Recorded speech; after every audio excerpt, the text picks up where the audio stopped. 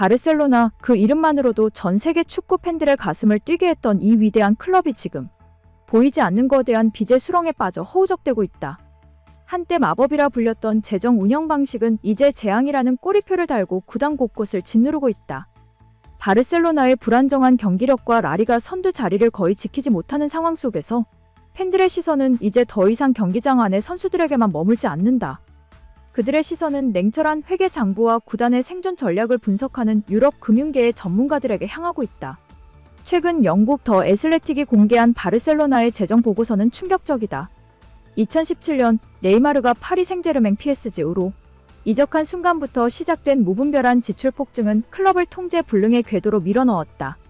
2017에서 18시즌까지만 해도 관리 가능한 수준이었던 부채는 이제 10억 유로를 가볍게 넘어섰다. 그리고 현재 이 부채는 끔찍하게도 14억 5,100만 유로 약 2조 4,056억 원에 육박했다는 충격적인 수치가 보도되었다.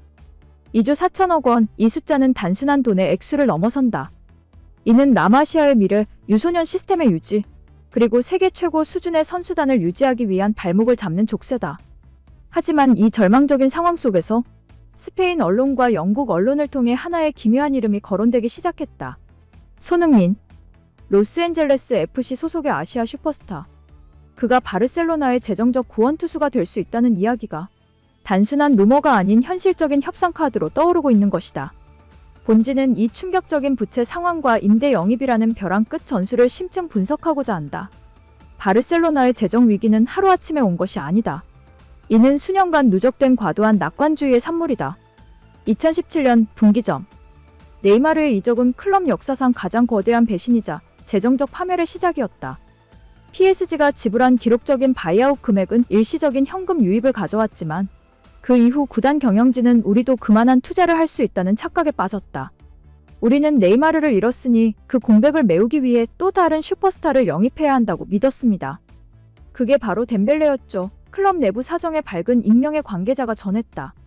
덴벨레 영입은 대성공을 거두지 못했지만 그들의 지출 습관은 이미 돌아올 수 없는 강을 건넜다.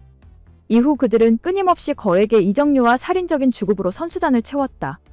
더 애슬레틱이 보도한 2023에서 24시즌 부채 14억 5,100만 유로라는 수치는 클럽이 현재 직면한 심각성을 여실히 보여준다. 이 막대한 부채는 단순한 운영 자금 부족이 아니라 수년간의 고금리 차익과 선수단 계약 연장 실패에서 기인한다. 클럽은 레버리지라는 위험한 도박을 감행했고 이제 그 레버리지가 부러지기 직전이다. 그러나 역설적이게도 이 재정적 혼란 속에서도 바르셀로나는 기적처럼 트로피를 들어 올리고 있으며 라마시아라는 보석을 계속해서 세상에 내놓고 있다. 이는 빚더미 속에서도 축구 DNA만큼은 살아있음을 증명하는 아이러니한 상황이다. 이 거대한 부채와의 전쟁에서 승리하고 내부를 정리한다면 세상은 다시 바르셀로나의 소나기에 들어갈 것입니다. 애슬레틱은 희망의 메시지를 남겼지만 그 정리의 과정은 고통스러울 수밖에 없다. 특히 겨울 이적 시장을 앞두고 당장 전력을 보강해야 하는 상황에서 영입은 사치처럼 느껴진다. 바로 이 지점에서 비용 효율성이 극대화된 영입 전략이 필요해졌다. 베컴 조항의 재림, 손흥민 임대설의 탄생. 바르셀로나의 재정 상황을 고려했을 때 1억 유로 이상의 이적료를 지불하는 것은 이제 꿈도 꿀 수 없는 일이 되었다. 따라서 그들의 시선은 임대와 비용 최소화라는 두 단어에 집중될 수밖에 없었다. 스페인 매체 피차에스가 보도한 내용은 축구계를 발칵 뒤집어 놓았다. 바르셀로나는 로스앤젤레스 FC의 캡틴 손흥민의 임대를 고려하고 있다는 것이다. 기사의 핵심은 손흥민이 로스앤젤레스 FC와 맺은 계약에 포함된 특별 조항, 일명 베컴 조항의 활용 가능성이다. 데이비드 베컴이 LA 갤럭시로 이적했을 당시 그는 MLS의 휴식기 오프시즌 동안 유럽 구단으로 단기 임대 이적할 수 있는 조항을 삽입했다. 이는 MLS가 출범 초기 선수들의 유럽 감각 유지를 위해 허용했던 독특한 형태의 계약이었다. 티에리 앙리 역시 뉴욕 레드불스 시절 아스날로 임대 복귀했던 선례가 있다. 손흥민의 계약에도 이와 유사한 조항이 포함되어 있다고 알려져 있습니다. MLS 시즌이 끝나는 11월 말부터 다음 해 2월 또는 3월까지 그는 유럽팀에서 뛸 수 있는 권리를 가집니다. 한 에이전트 관계자가 조심스럽게 귀띔했다. 바르셀로나가 이 조항에 주목하는 이유는 명확하다. 1. 이적료 제로, 완전 영입이 아니므로 막대한 초기 자금이 필요 없다. 2. 임대료 최소화, 임대료 자체도 협상 가능성이 있으며 당장의 재정 부담을 덜 수 있다. 3주급 분담, 로스앤젤레스 FC와 주급을 분담하거나 선수 본인이 일부를 감수할 가능성도 배제할 수 없다. 바르셀로나의 접근 방식은 재정적 부담을 덜면서 전력을 즉각적으로 끌어올릴 수 있는 전략적 움직임으로 요약된다. 이들은 손흥민의 국제 무대 경험, 확실한 득점력 그리고 무엇보다 상징적인 카리스마를 원했다. 손흥민의 선택지. 이 모든 것은 손흥민의 의지에 달려있다. 그는 LA에서 자신의 역할을 충실히 이행하고 있으며 MLS에 새로운 활력을 불어넣고 있다. 과연 그는 자신의 계약 조항을 활용하여 잠시나마 유럽 무대, 그것도 세계적인 빅클럽인 바르셀로나에서 걸작과 같은 활약을 펼칠 것인가? 피차에스는 손흥민 같은 선수를 임대하는 것은 재정 압박을 받는 바르셀로나에게는 걸작이 될 수 있다고 평가했다. 이는 그들의 절박함이 낳은 창의적인 해법이다. 재정적 이유만으로 임대 영입을 추진하는 것은 아니다. 현재 바르셀로나의 선수단 구성에는 즉각적인 해결이 필요한 공백이 존재한다. 사비 감독 체제 하에서 바르셀로나는 끊임없이 측면 공격의 활로를 모색해왔다. 레반도프스키의 노쇠화와 로베르트 레반도프스키의 후계자 문제, 그리고 윙어들의 기복 있는 활약은 꾸준한 득점 루트 확보를 어렵게 만들었다. 손흥민은 이 문제에 대한 가장 명확하고 검증된 해답이다. 그는 측면에서 중앙으로 파고드는 능력 인사이드 커팅 이 세계 최고 수준이며 어떤 수비 라인도 무너뜨릴 수 있는 폭발력을 가지고 있다. 손흥민은 단순한 득점 기계가 아닙니다. 그는 훈련장 밖에서도 팀 분위기를 쇄신하고 아시아라는 거대한 시장에 클럽의 이미지를 투사할 수 있는 인물입니다. 이것이 재정적으로 어려움을 겪는 클럽에게는 무형의 자산이 됩니다. 한 마케팅 전문가가 분석했다. 단기 성과에 집중하는 구단. 바르셀로나는 지금 장기적인 계획을 세울 여유가 없다. 라리가 우승 경쟁은 물론 챔피언스리그에서의 재도약이 절실하다. 재정적인 이유로 이적 시장에서 소극적일 경우 시즌 전체의 성적이 흔들릴 수 있다. 손흥민 임대는 일종의 단기 처방이다.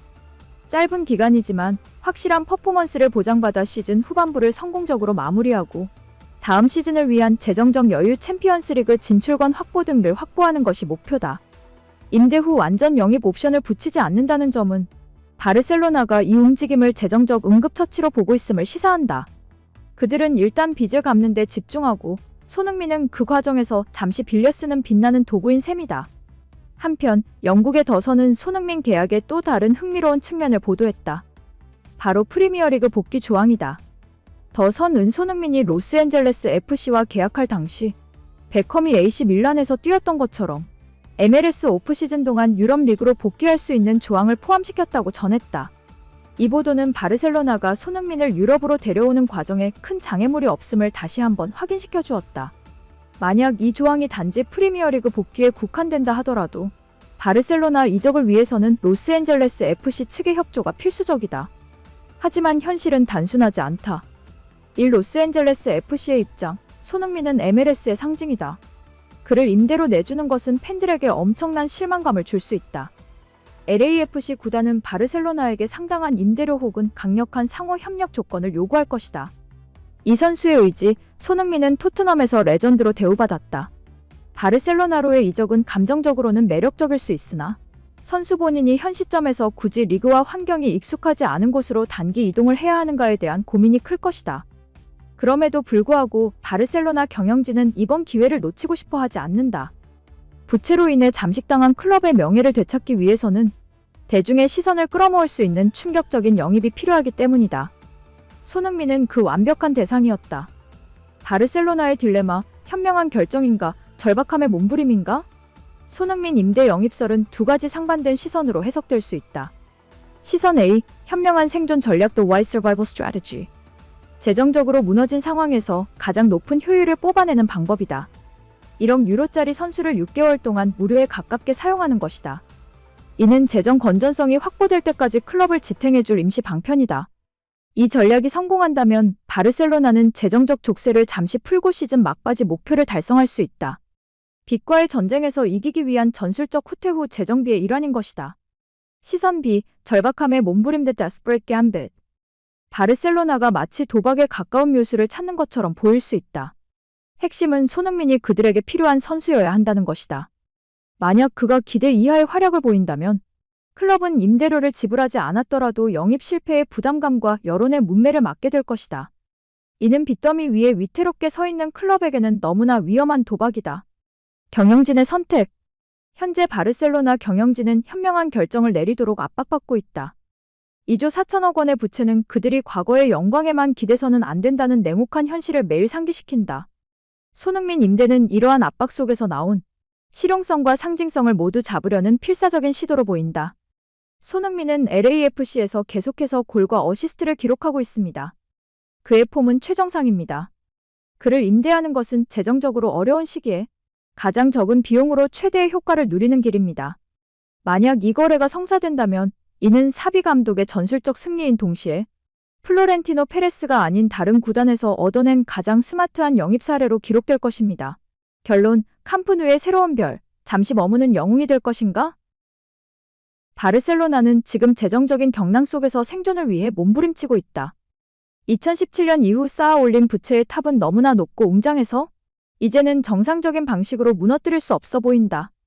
손흥민이라는 이름은 그 거대한 탑의 한쪽 기둥을 잠시 지탱해 줄 수 있는 강철 지지대의 역할을 제안하고 있다. 이적 시장의 스캔들을 넘어 이는 현대 축구 구단 운영의 난맥상을 보여주는 하나의 케이스 스터디가 될 것이다. 재정 파탄 직전에 클럽이 어떻게 기존의 규칙을 벗어난 베컴 조항이라는 틈새를 파고드는가. 바르셀로나 팬들은 캄프누 혹은 에스타디 올림픽 루이스 콤파니스에서 새로운 영웅을 기다리고 있다. 그 영웅이 완전한 정착이 아닌 잠시 머물다 떠나갈 임대생일지라도 지금 그들에게 필요한 것은 희망과 승전뿐이다. 손흥민의 임대 영입은 과연 바르셀로나를 재정적 위기에서 구하고 영광의 재건을 이끌어낼 걸작이 될 것인가? 유럽의 겨울이 다가오면서 그 해답은 LAFC의 사막에서 시작된 작은 계약 조항 속에 숨겨져 있다.